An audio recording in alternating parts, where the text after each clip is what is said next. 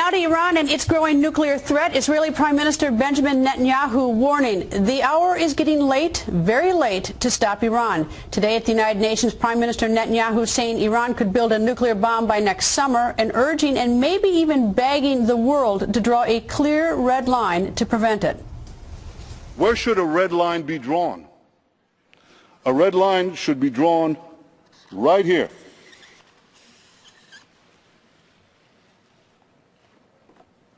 Before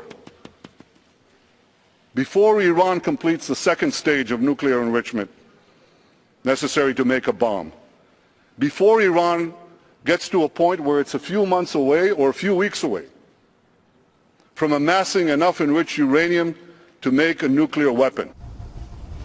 Former UN Ambassador John Bolton joins us. Good evening, sir, and your reaction to the Prime Minister's speech today.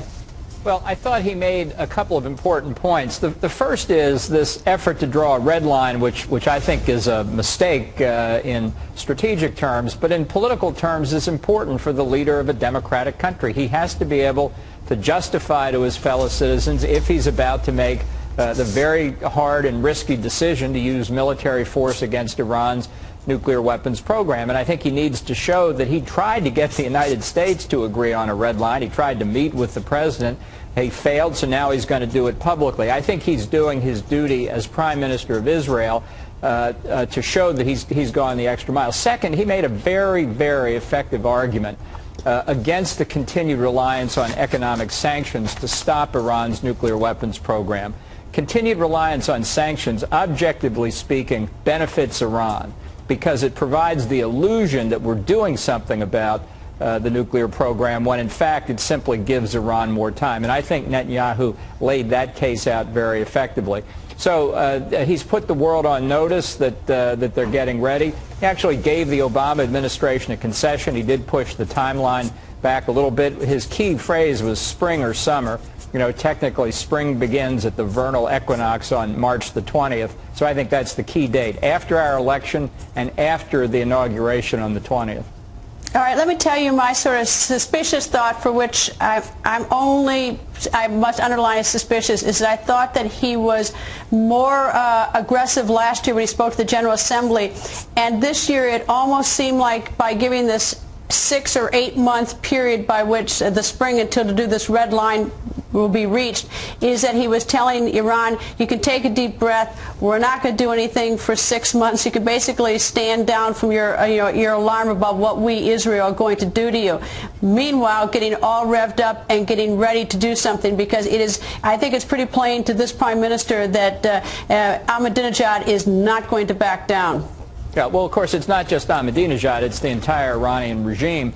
But I do think he was saying to Obama, calm down, I'm not going to do anything before November the 6th. And indeed, as I say, he was indicating to Governor Romney he's not going to do anything before the 20th of January. In fact, though, one of the problems with the red line that Prime Minister Netanyahu himself said in his speech is that our intelligence on where Iran is imperfect. And when you draw a line that you cannot absolutely verify, you can't be certain when they've reached weapons-grade levels of uranium enrichment.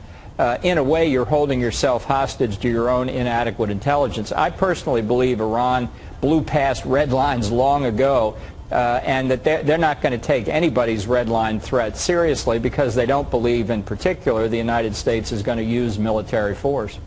Well, it seemed like that he had a much cozier relationship with the United States today in his speech. It's been rather frosty in prior months, or at least that's sort of been the exchange of what we suspected, and listening to the exchange between the two nations.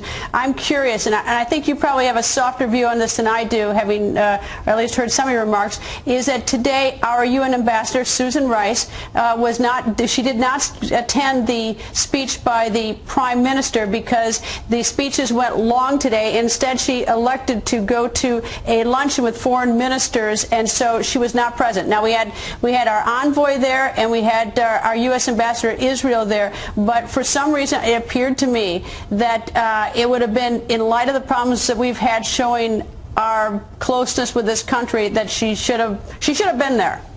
Well, from the Obama administration point of view, I would have thought she would have attended both the Netanyahu speech and Mahmoud Abbas of the Palestinian Authority. Instead, she went to have lunch with Hillary Clinton and the foreign ministers of the 5 permanent members of the Security Council. You know, ultimately, that's Hillary Clinton's call. As I say, I would have recommended being in the hall to have a higher-ranking official there.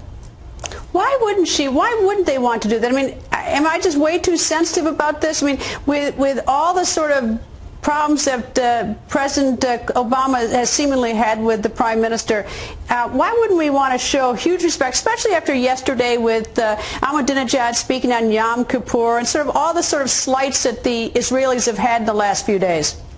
Well, you know, that's a question that goes to a course of conduct by the Obama administration for 3.5 years of just utter disdain for both Prime Minister Netanyahu and the State of Israel. And it's simply one more brick in the wall of the case that the President's perfectly prepared to isolate Israel and that he does not hold the U.S.-Israel relationship in the same high regard as every other president going back to Harry Truman. So I think it's consistent with the administration's effort to distance itself from Israel, which has been manifest so many other ways as well. All right, well, it's a small point, may just be a little bit of bad manners, and certainly pale in consideration of the more important issues of nuclear weapons.